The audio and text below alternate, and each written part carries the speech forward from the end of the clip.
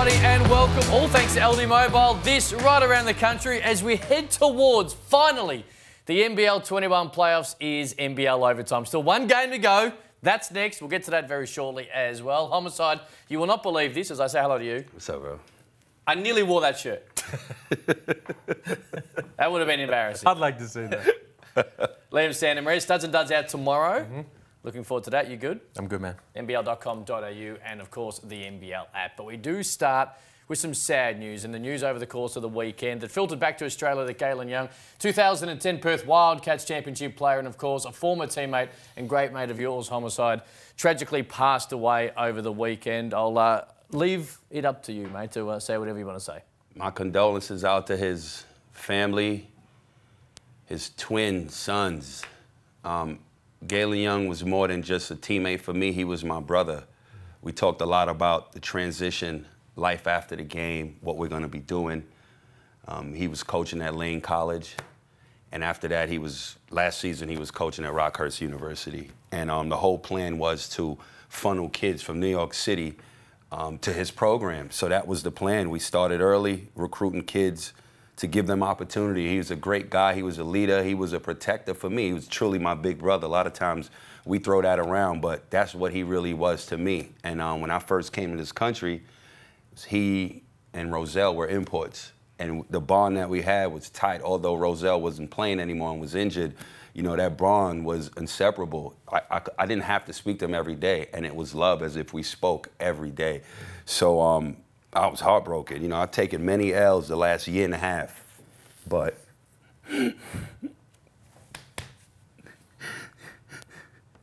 this one hurts the most because everything else I can get over easy. But I lost my brother, man. I lost my brother. But those kids, man, his twin sons, they're about 7 years old. They lost a great man, a great leader, a great human. So my heart goes out to him and his family and his two sons. This was hard. It was a hard weekend. You've done it.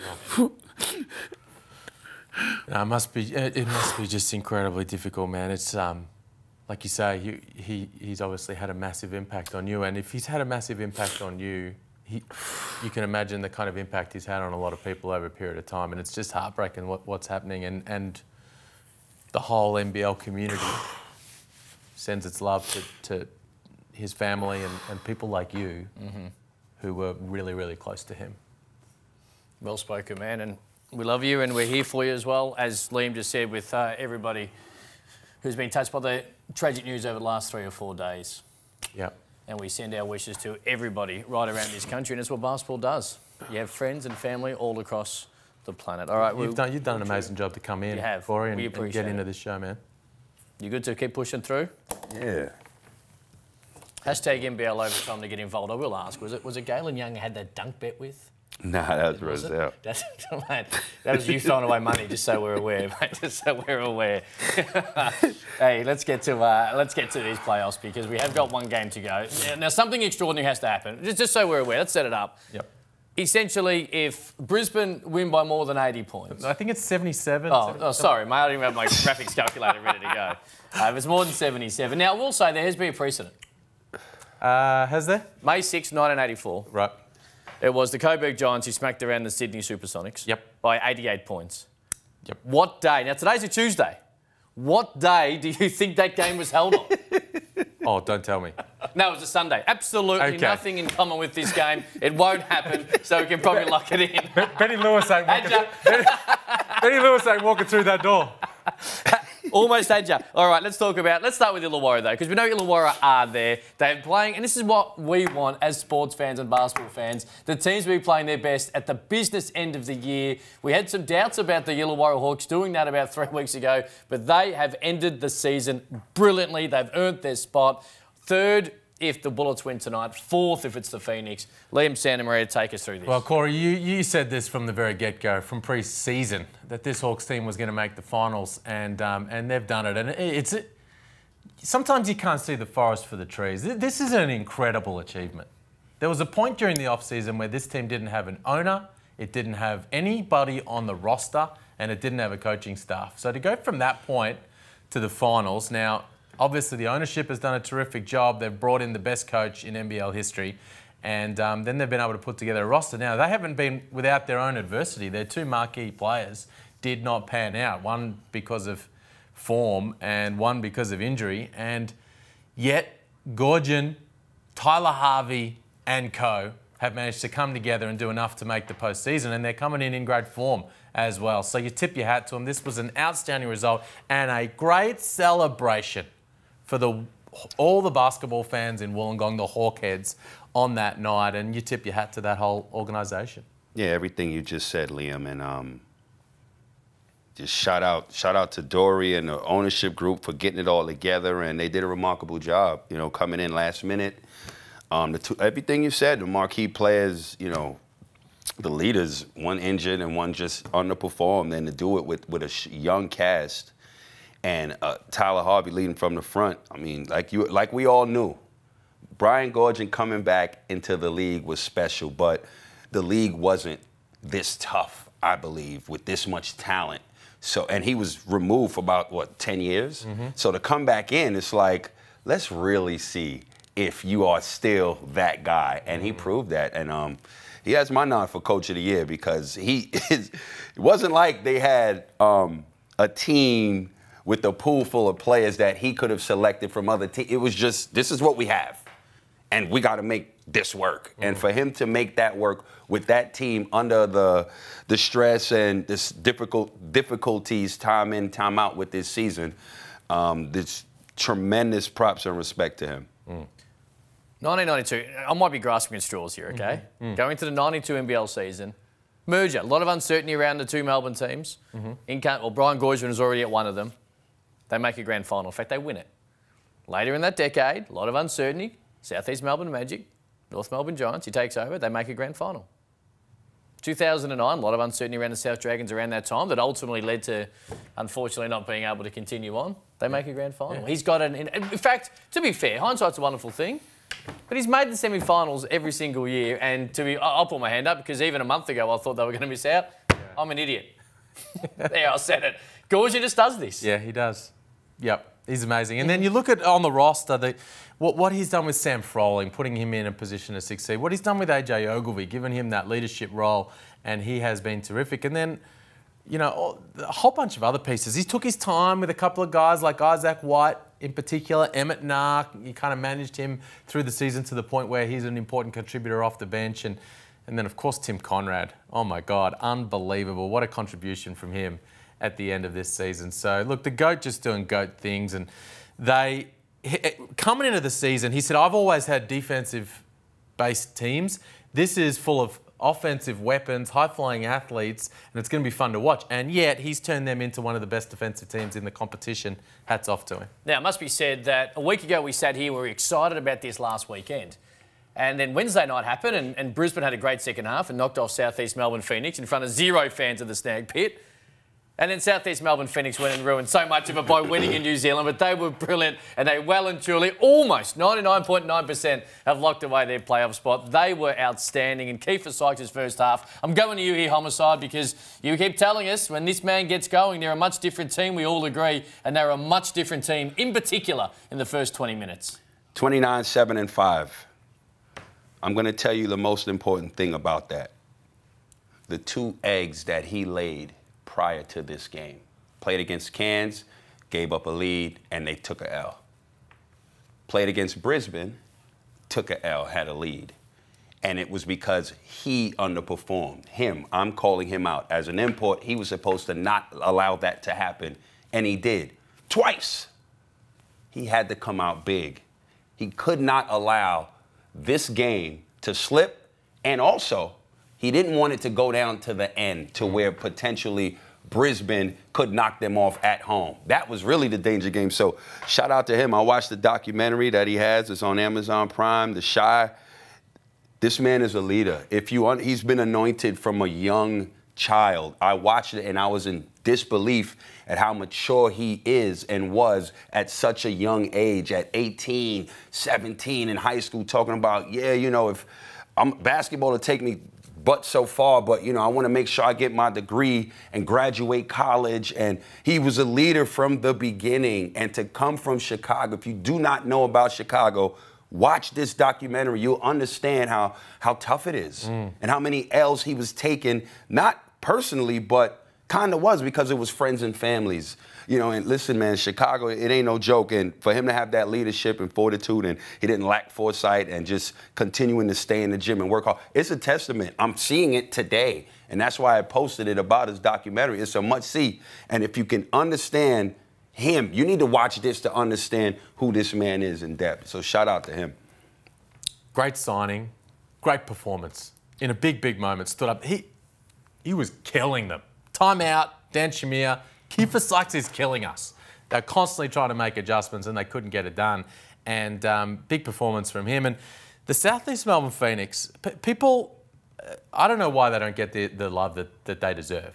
Because tell me another expansion team in the NBL ever that has made the semi-finals in their first 2 years of existence. Yo, shout out to Tommy Greer.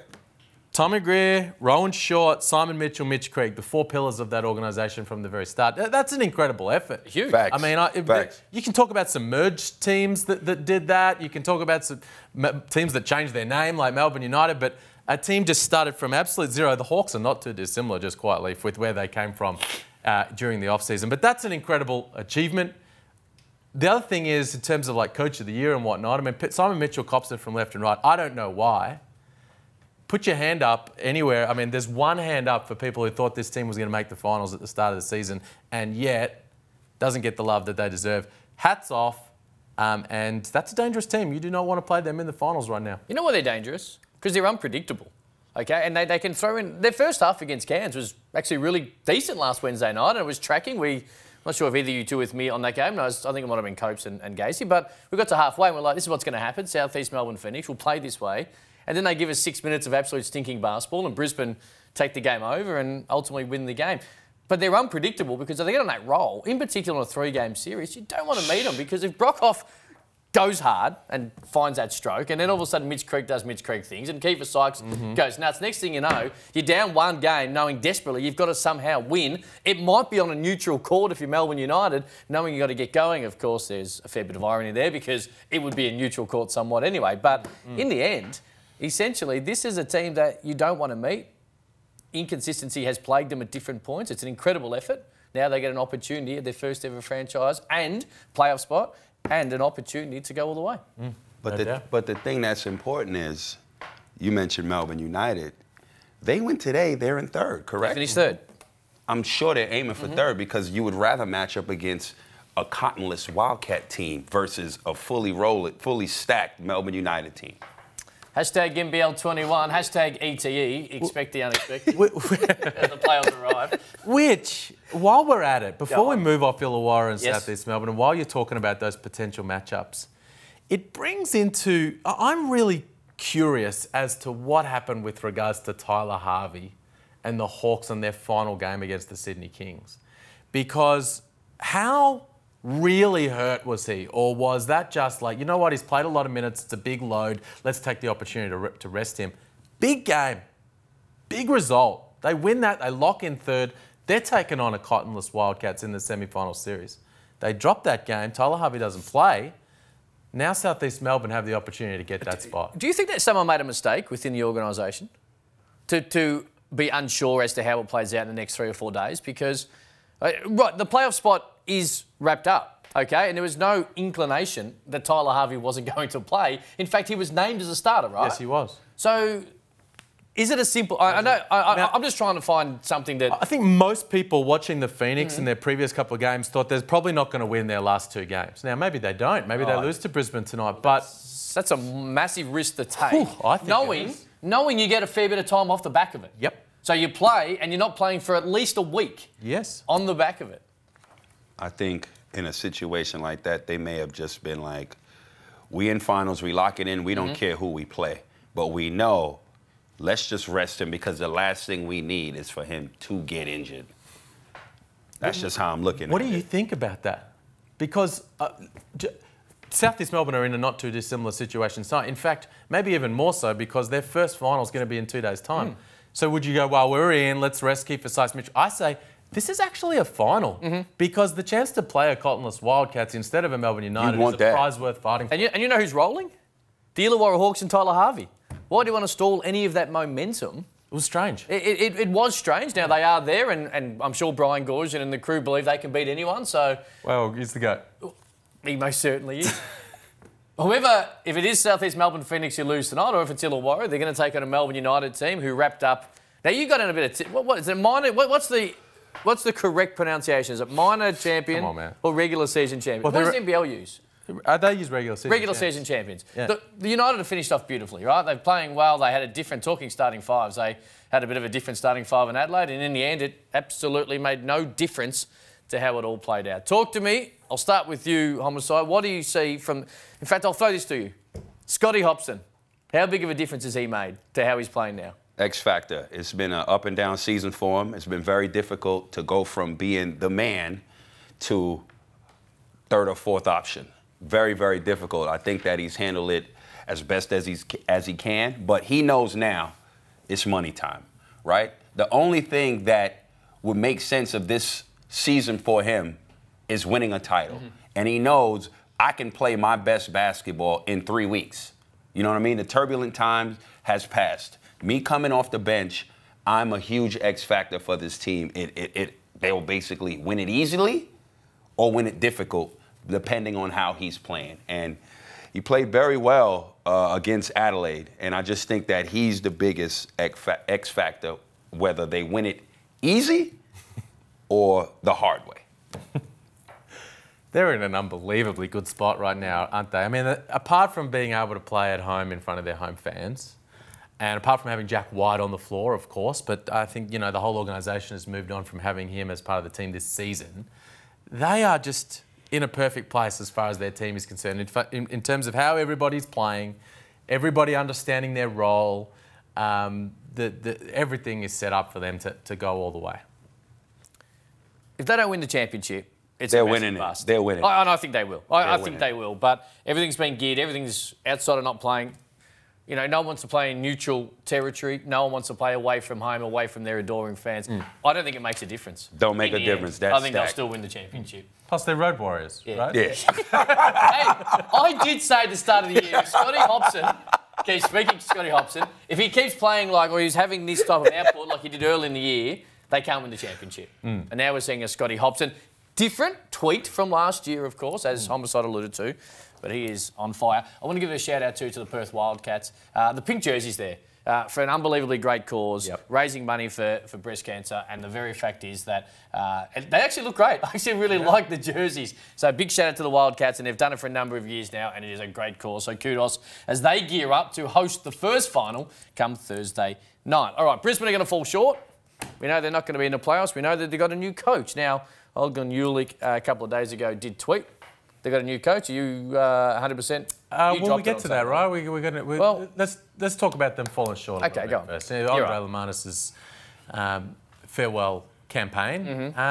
It's kind of what the Bolts do, right? They get close, but not quite there. And a couple of seasons ago, a little trip to the finals, swept out from by the Wildcats. And then the last couple of years, a late run, but too little, too late.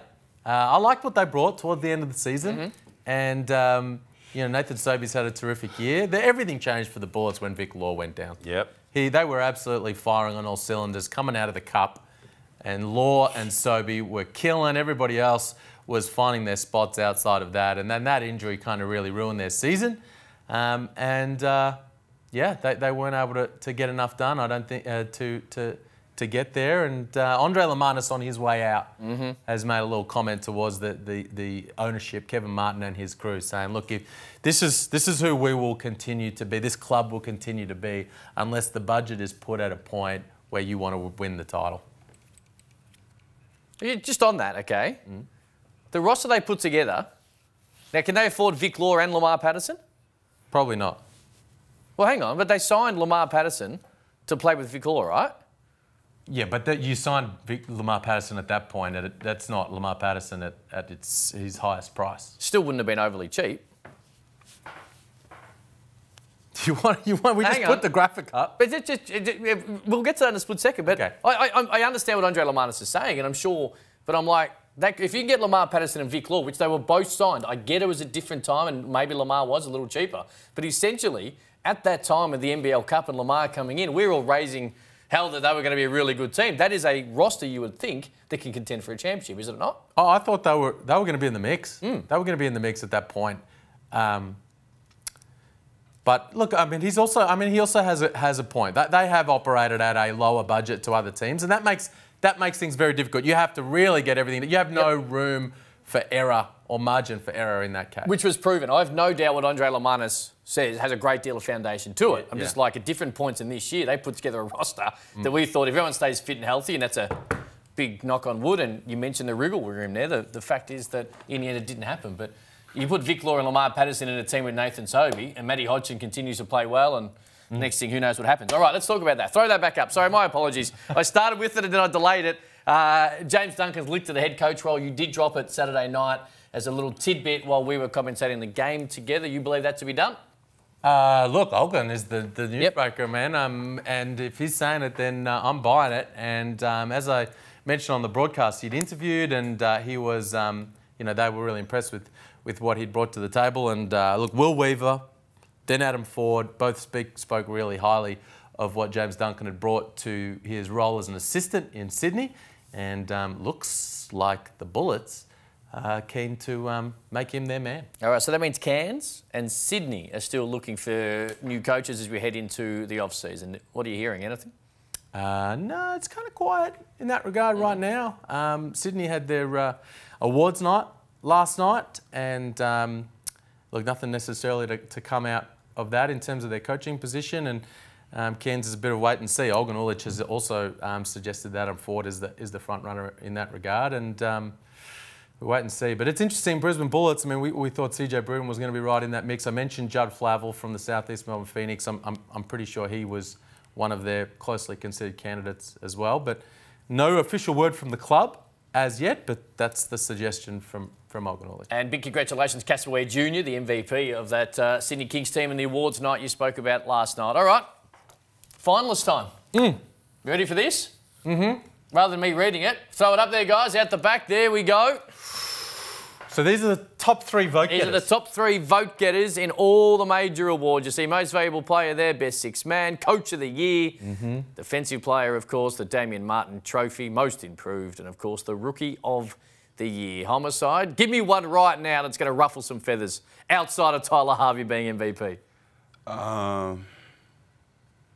There isn't any. Most improved is going to be tough. I tell you, that's probably the toughest one. Again, I've stated it probably the last 2 weeks. MVP. If Bryce Cotton gets the LeBron treatment, Tyler Harvey will get it. Sixth man of the year is an interesting one for me, okay?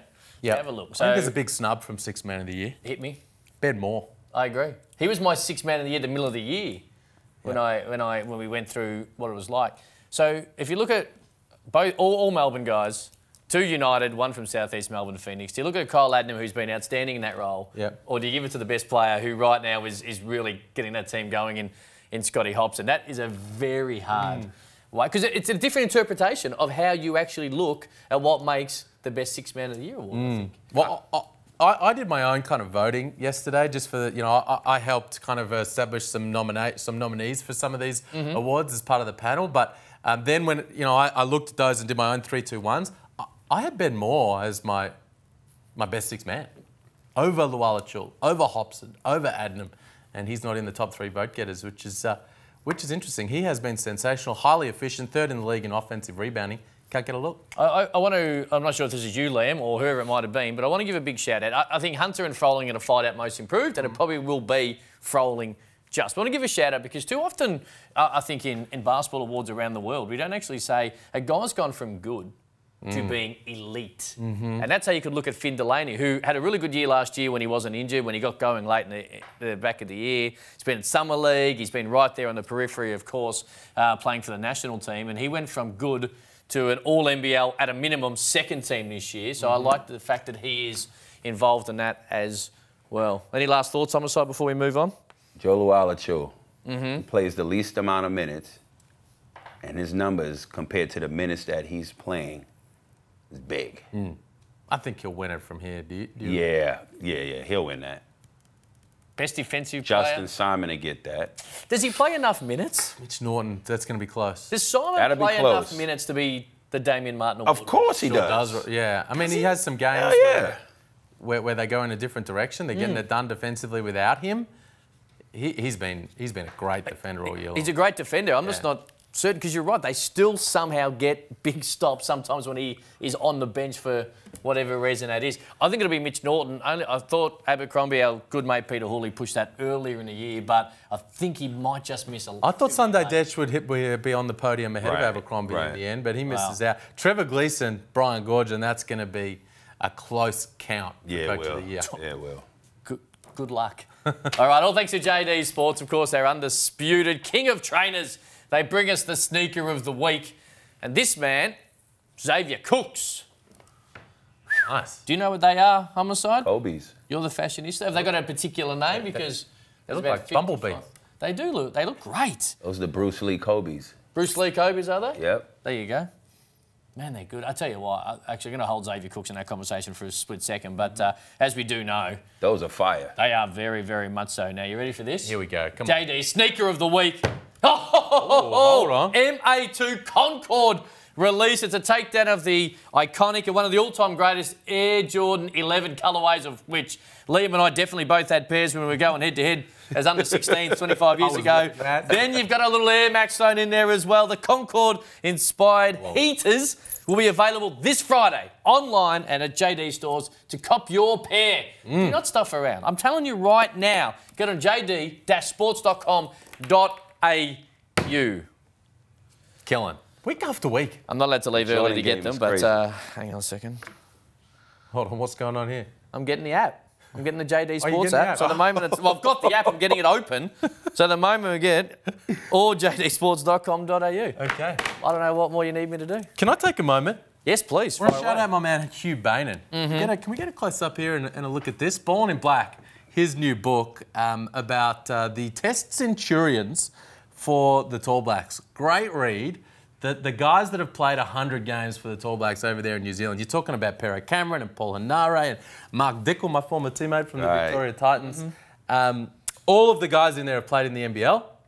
And great read. If you enjoyed reading like Shea Serrano, sort of his books, Bill Simmons, those kind of things, this is going to be a good read for you. I'm enjoying it. Haven't finished it, but getting stuck in. You can get it from Bateman Books. Write this down. Bateman, Bateman books.co.nz. Yeah, nearly got you on the different country. Friend of the show. Very much so. Hosted a little NBL Overtime down in Tassie in your absence. He did. Yeah, At one he did. point, Cam nearly did you out of a job. But Well, he did. I just squashed that real quickly. What do you think I bought in? Why do you think I bought in visa applications for the NBL Overtime? Head roll. get your copy. Great stuff. Looks good. Yes or no? You ready? Yep. Chris Golding, Boomers 12. Yes. Xavier Cooks, No. the new head coach of the Kings. Will he be a guy who has previously played in the NBL?